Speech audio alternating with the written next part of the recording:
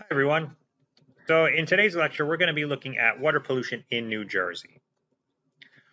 If we wanted to look at the status of our surface waters in this state, the most recent data that we can look to is the 2016 Integrated Water Quality Assessment Report. Now, these are reports that are put out every couple of years, and the state does a number of surveys and then puts out these reports.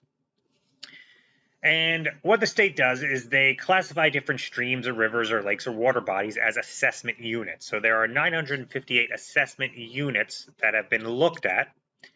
And with each assessment unit or each water body, it could have a different designated use. And often it'll have multiple designated uses. And those are listed there, such as aquatic life. So it serves as habitat for aquatic life.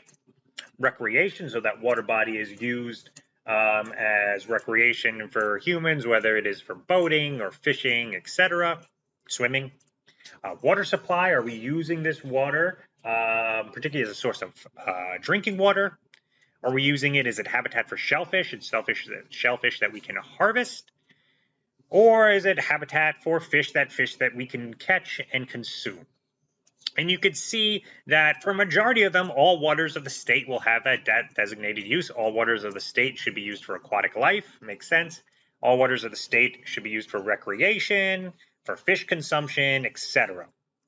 So if we combine all these uses amongst these 958 assessment units, we see that there's over 4,000 designated uses. And then we can look at those uses and see whether this particular stream or this particular assessment unit is meeting that use.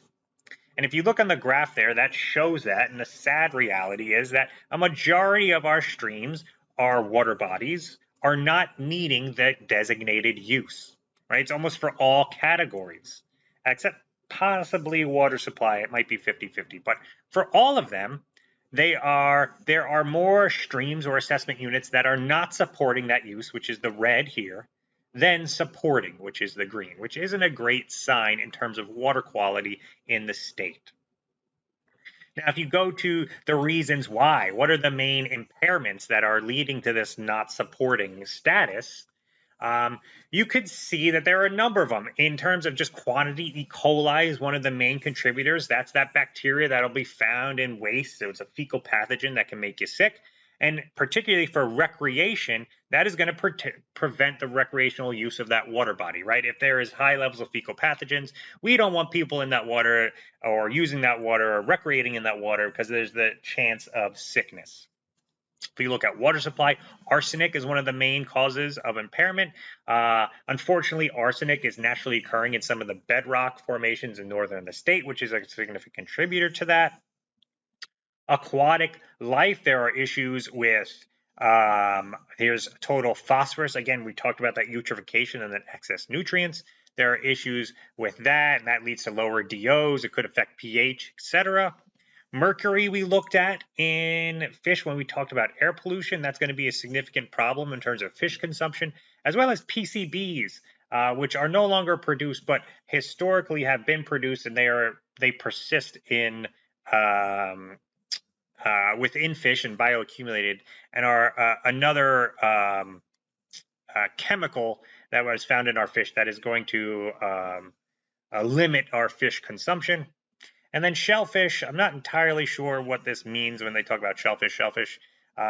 Ideally what's happening is, or likely what's happening is the poor water quality is impacting the shellfish themselves, right? So the shellfish filter feed, they as they're feeding, they take in nutrients and any sort of pollutants, and it gets incorporated into their body, and then they cannot be harvested because they are potentially toxic or contain pathogens, etc.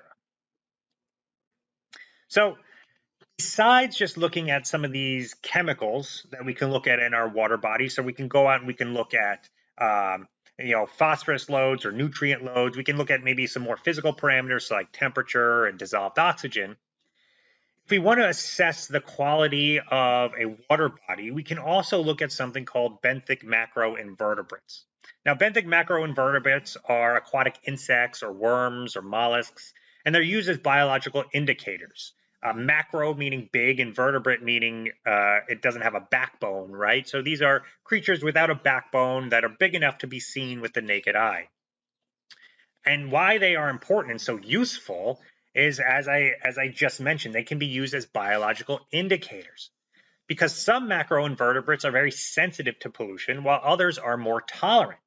So if you go and you sample a water body and you can look at the percentage of macroinvertebrates that you see that are sensitive versus tolerant, you can assess the water quality of that stream or lake or river, right? Because if you go and you sample and you get a bunch of macroinvertebrates that are very sensitive to pollution, you're going to know that your water body or your water is relatively clean, because if there was pollutants, those macroinvertebrates wouldn't be there. They wouldn't be able to survive.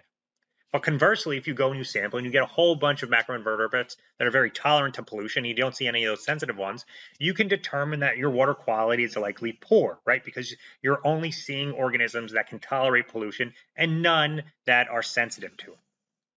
And that's the gist of what happens. And there are different biological indices that take into account the different species that you see and the species richness. So how many different species there are, what types, like I talked about. And they combine all this information in together into this index value, and then that index value is used to classify water quality in that stream, right? And it's all based on what I just talked about, whether we have sensitive organisms there or tolerant organisms there, and then they just make it a little more complex. And the reason why this is helpful is because if you're going out there and you are monitoring, and you want to look at water pollution in a water body, and you're just taking chemical samples, well, you may come out at a time where that particular pollutant that you're interested in isn't in the water at that location, right? We talked about the intermittent aspect of water pollution, particularly non-point source, right? It's not a steady source. It's going to follow rainfalls where you get higher levels of pollutants, etc. So you may not, if you're sampling based on the past weather conditions, based on the particular environmental conditions of the day, you may not pick up high levels of a water pollutant. And you may falsely think that your water quality must be pretty good because you're not seeing those pollutants.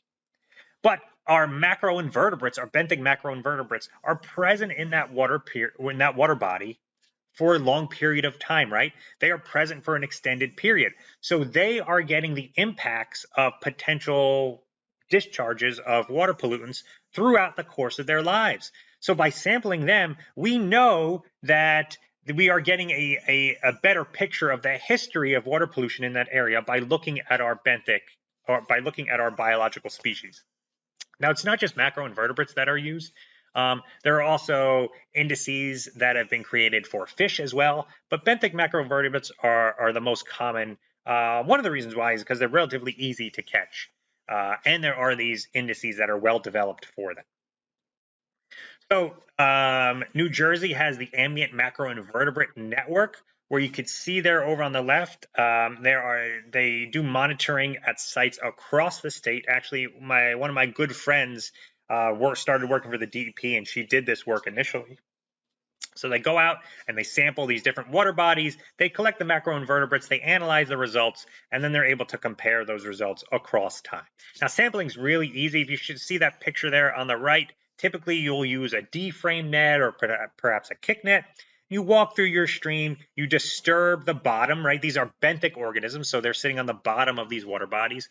You disturb the stream, it flows into the net. Your macroinvertebrates get caught in your net, you dump them out and you sort through them, and then you identify them.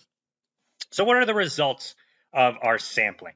So there's been a number of rounds of sampling that have been done through the years, right? The most recent that we have data for finished in 2012. And you can see the results are fairly steady across the board.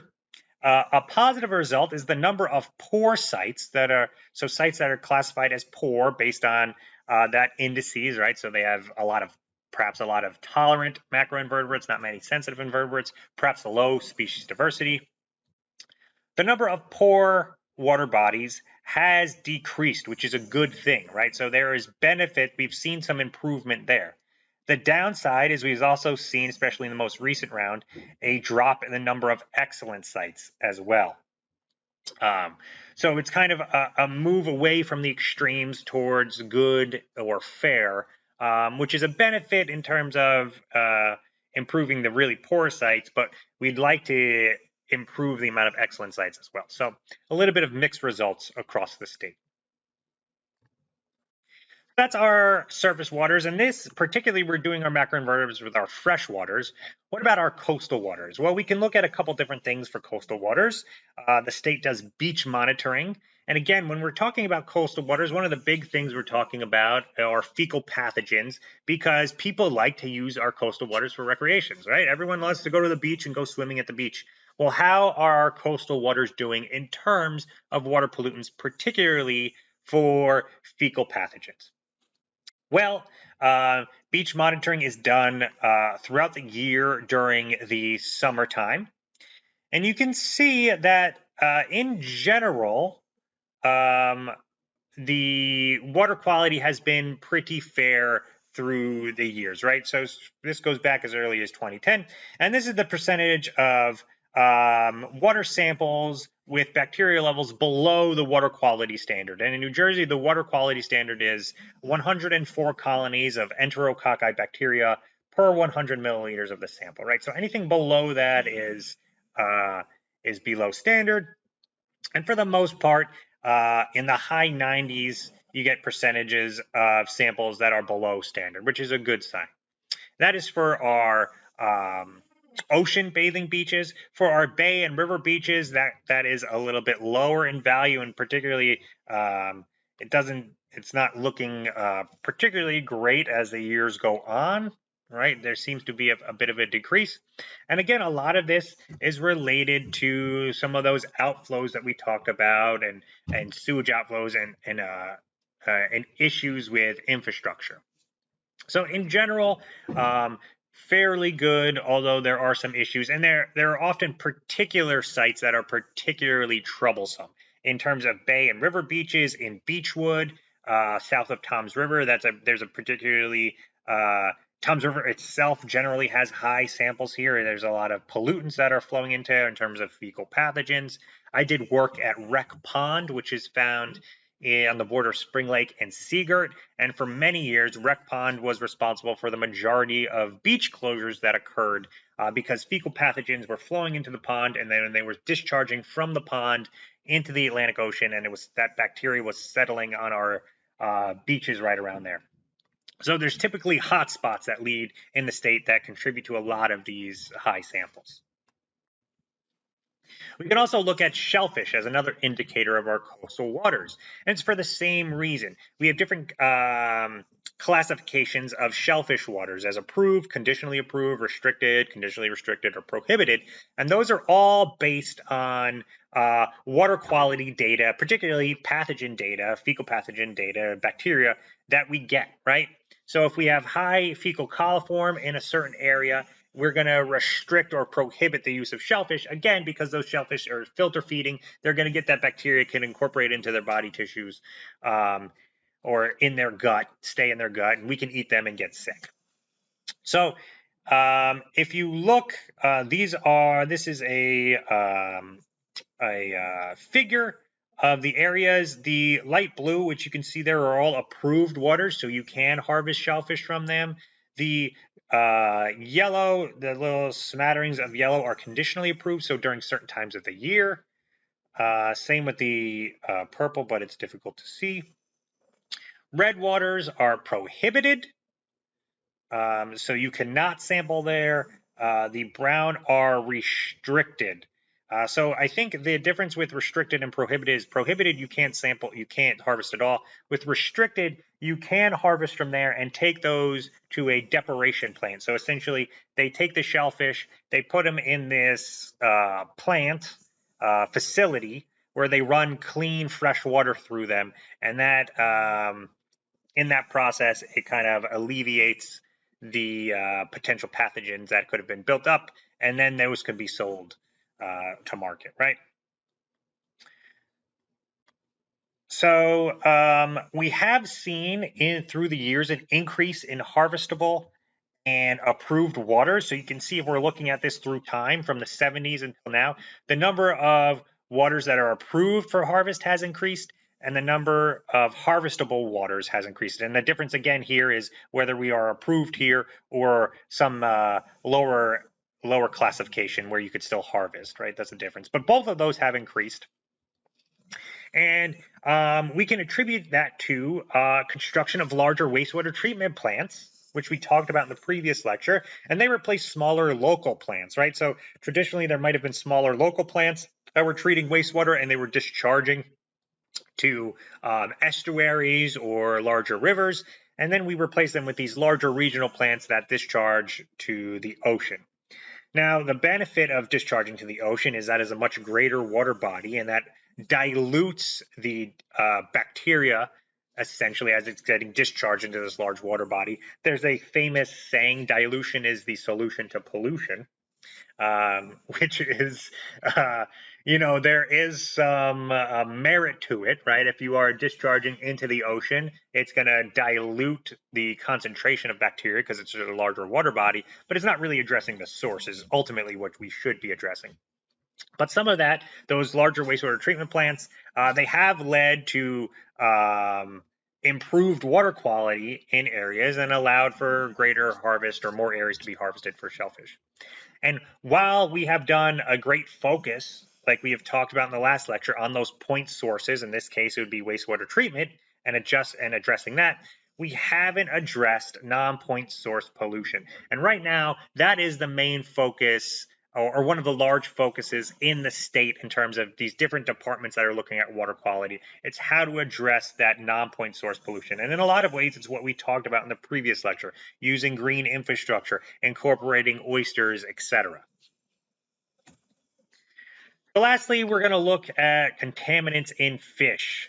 It's one of those designated uses, right? Fish consumption. So what are the actual contaminants in fish? Well, we already talked about mercury, so I'm not going to go into it. We talked about mercury and how it affected. I think I do. Oh, I do talk about mercury. Well, we'll start with PCBs, right? So polychlorinated biphenyls. So they were produced commercially for industrial application in heat transfer systems and hydraulic fluids and electrical equipment. I think the manufacture of PCBs, that should be stopped in 1979, right, when we recognized the dangers of them as a toxic chemical and their ability to concentrate in fish species.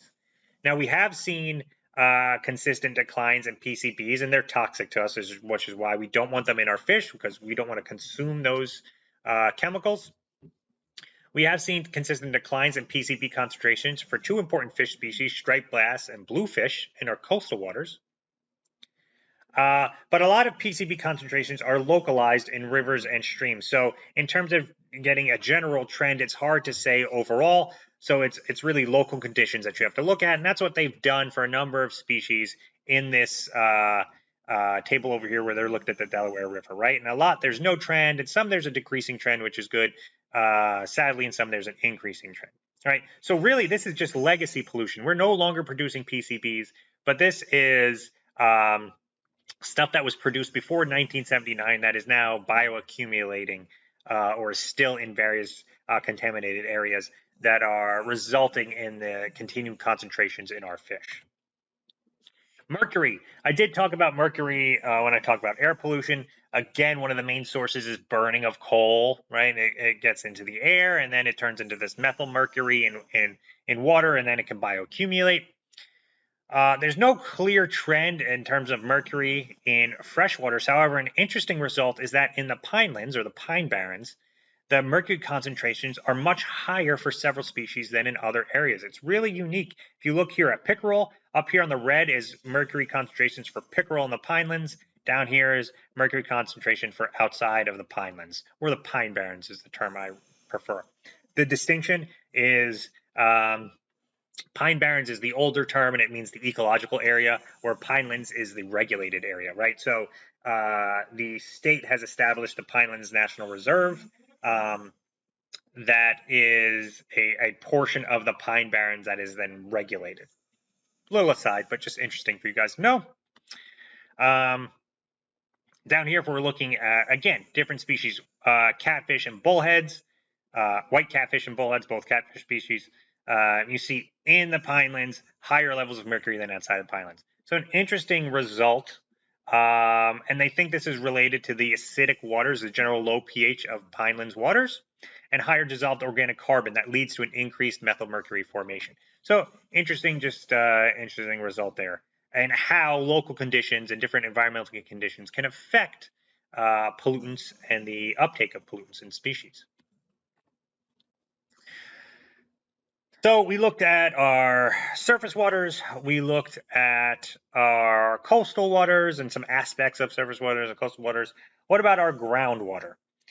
So we have a ambient groundwater quality monitoring network established by the DEP, and it consists of 150 shallow wells that are sampled historically at a rate of about 30 per year on a 5-year cycle. And then that changed, I think in 2004 to a 3-year cycle. Right, so they were sampling all these wells every 3 years instead of all these wells every 5 years. And they look at pH, total dissolved solids, DO, dissolved oxygen, temperature, nutrients, VOCs, those volatile organic compounds, and pesticides. And the results are, if we're looking at some of our nutrients, right, our nitrogen and aspects of nitrogen, nitrate, nitrite, you can see that there's not really a significant difference in a lot of these. So we're not seeing any change, right? We can see some variation here, but it's not statistically significant, right? That is the same for our nutrient concentration. If we are looking at our VOCs or volatile organic compounds, there is a slight reduction that we have seen, right? And these is for the different physiographic provinces. So this is up, we'll say, in northern New Jersey where there's bedrock. This is in southern New Jersey where it's coastal. We have seen a drop in some of these coastal areas. If we are talking about VOCs, the most common VOC, and these are those volatile organic compounds, right? They're a whole host of organic compounds that are produced really through the burning of fossil fuels or the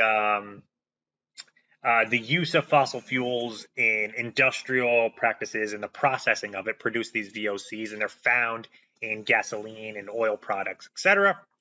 The most commonly detected VOC is trichloromethane or chloroform in these our wells. Now there are natural sources of it in terms of volcanic gases and algae and soil fungi, but most of our anthropogenic sources, so our human sources that we're contributing to it, are from past productions of those CFCs, those chlorofluorocarbons that were produced and damaged our ozone layer. And they're also for the chlorination of water for disinfection purposes. Remember in our wastewater treatment that we talked about, one of our last steps is they disinfect it. And one of the ways they do it is by adding chlorine or bleach. And that chlorinating that water could lead to increases in this trichloromethane that can ultimately get into our groundwater. It's not included here, but they also sample for pesticides. And unfortunately, we have seen an increase in pesticides in our wells. These are through those different cycles. So cycles incurs those periods of years, right? So this is earlier, and this cycle 3 is the most recent. During the most recent, we saw an uptick in number in pesticide detections. However, we have expanded the number of pesticides that we look for, so it may be related to that. But the most commonly observed pesticide is atrazine, which we talked about in when we talked about pesticides. It's the second most common herbicide behind Roundup. And we see it a lot, unfortunately, in our groundwater wells. So what is New Jersey doing to address water pollution? From the look of this, right, it's not a lot of good that I talked about. There's a lot of impaired waters. We have a lot of pollutants. How are we addressing it? The good news is that the state is doing a lot of work, and a lot of work now, to address a lot of these things that we talked about, right? So since 2017, the state has put out water quality restoration grants to address non-point source pollution. And those grants change in terms of focus area and what they're looking at, but they're all related to addressing that non-point source pollution, which we talked about is a significant source of pollution, especially nowadays. We've done a good job of addressing point sources, not so much with non-point sources. So they're continually putting out money that can go to address different causes of this non-point source pollution, or to ways to mitigate that, right? Talking about that green infrastructure. If we were looking specifically at agriculture and the pollutants associated with agriculture, there is an environmental quality incentive program which provides technical and financial and educational assistance to farmers and producers to practice conservation practices, right, or promote conservation practices that address natural resources concerns such as water quality, right? So there's this program that is involved that we can help farmers to farm in a way that is more environmentally friendly and reduce water pollutants and water pollutant runoffs. The state provides funds under Green Acres and the Farmland Preservation Programs to acquire open spaces. And these open spaces, again, are important because they are going to be sinks for these different pollutants. So they can run, water can fall instead of falling on an ag field and draining off, or falling on an urban area and going into stormwater sewer. It's falling in a natural area, and that water can naturally go into the groundwater. It can be taken up by our plants. They can filter out the nutrients, etc. So those are some things that is being done specifically for agriculture. If we were talking about our infrastructure, right, some of our problems with our sewage is old infrastructure. So there is an environmental infrastructure financing program that's a partnership between the DEP and this environmental infrastructure trust, and they provide low-cost financing for the design, construction, and implementation of projects that help protect and improve water quality, as well as helping in ensuring safe and adequate drinking water. So there is this funding source for municipalities looking to improve their infrastructure, to make it, to update it, to address some of the potential failing infrastructure and leaks that may be occurring that are leaking out sewage. And there's another specific thing that can be done through addressing infrastructure, and that is addressing these historic combined sewer overflows. So your modern sanitary sewers are separate from stormwater sewers, right? So you have your sanitary sewers that are dealing with your sewage and wastewater, and then your stormwater sewers that are dealing with your stormwater runoff, and they are separate. But in older communities, you may find that both of these sanitary and stormwater sewers are combined into one, and both of your waste and stormwater flow into a central treatment plant. And you can see an example right here, right? So both the wastewater from your house or apartment and water from your storm drain, your runoff, are both going to flow into a central treatment plant. The problem with our combined sewer overflows is that during heavy rainfall or snow melt, the system overflows. And it has this built-in overflow to allow the combined sewage and stormwater to discharge directly into a waterway that you see here, right? Without this, if this system overflows, that sewage would flow back into your house or up through the storm drain. But this, because it has this outfall, it's going to flow directly into the water body. The problem is that these discharges, it's untreated sewage, and they often are going to contain these high levels of suspended solids and pathogens and nutrients that are flowing directly into your water body now without being treated. So in New Jersey, there's a total of 212 combined sewer overflows in 21 New Jersey communities. And these communities are typically found, they're older communities, right? So you're going to see them around New York and around Philadelphia, where these sewer overflows still exist. And there is, like I said, in that infrastructure financing, there is work to address these, and you can do it in a couple of different ways. And these are not just found in New Jersey, they're found across the country, right, in certain areas. But you can address these combined sewer overflows in a number of ways. You can improve the piping, right, either add more piping to allow for more volume, or you can even separate these sewers. And this is referred to as gray infrastructure in doing this. Now, this costs money, right, to do this. So that's one way to address some of this stuff. But you can also use green infrastructure we looked at in the last lecture, right? Use wetlands or rain gardens, etc., to slow and treat your stormwater runoff ahead of time, right? Reduce the amount of water that's going into your storm drain because it's first flowing into your retention basin and your wetlands, and those are acting to infiltrate that water and slow it from going into your storm drain to prevent this overflow. So both of these are ways that can be used to address combined sewer overflows, and they are being done. This is generally a priority in the state to always address these areas because of the high discharges of pollutants that can occur during these stormwater events. So New Jersey is also working or addressing the fertilizers and nutrient problems with lawns, right? There's a 2007 Healthy Lawns, Healthy Water campaign where the DEP was working with the lawn care industry to voluntarily reduce the content of phosphorus and fertilizer by 50%.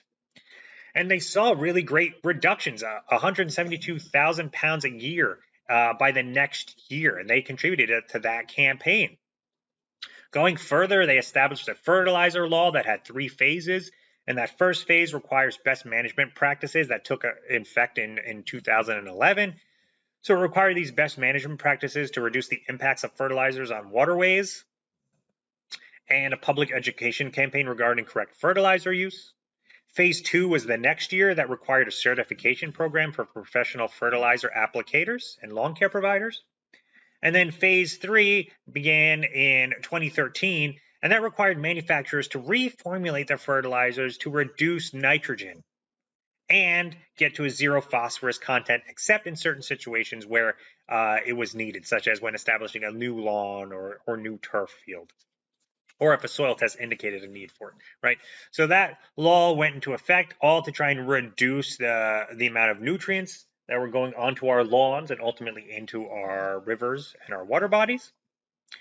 With groundwater, we'll talk in the next week about the site remediation program and some of the things that we're doing in terms of addressing VOCs and other toxic pollutants in our groundwater, so I won't go into it now.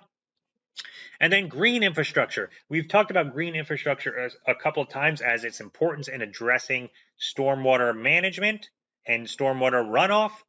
And in March 2020, the DEP adopted changes to its stormwater management, requiring green infrastructure to be the preferred and predominant approach, right? So going forward now, if municipalities, if development are looking to address, they need to address their stormwater in one way or another, the priority now is to utilize green infrastructure because of those great benefits that we talked about and make it a part of any sort of stormwater management, which is a really great thing.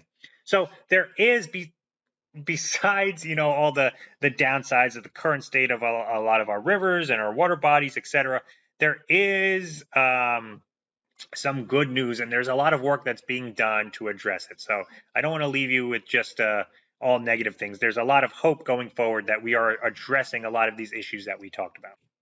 So that's it, kind of a quick lecture. Just wanted to touch on some of the stuff specific to New Jersey, and I will see you guys next time.